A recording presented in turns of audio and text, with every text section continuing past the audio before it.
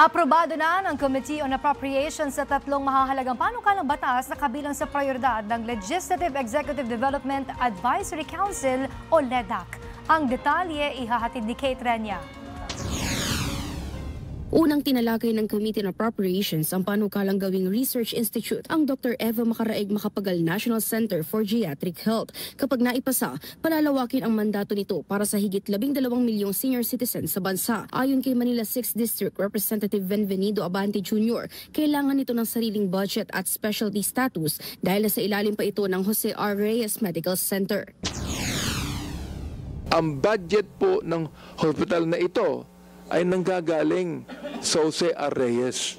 Nais natin magkaroon ng sariling budget ito at maging tunay na hospital para sa mga senior na specialty hospital tulad ng Children's Hospital, tulad po ng Heart Center, tulad po ng Lung Center.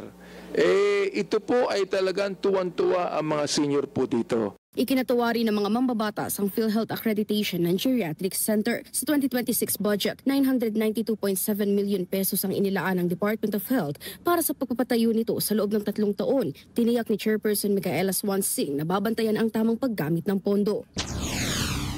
We need that assurance from DOH.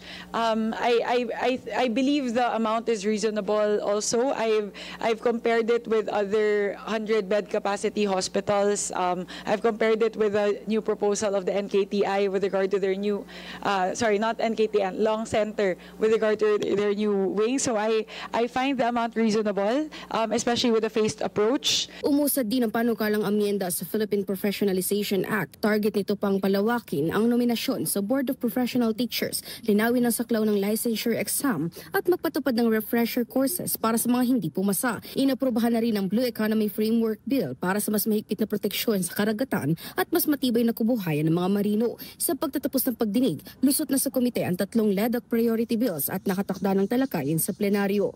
Para sa totoong balita sa Bagong Pilipinas, Kate Renya, Congress News.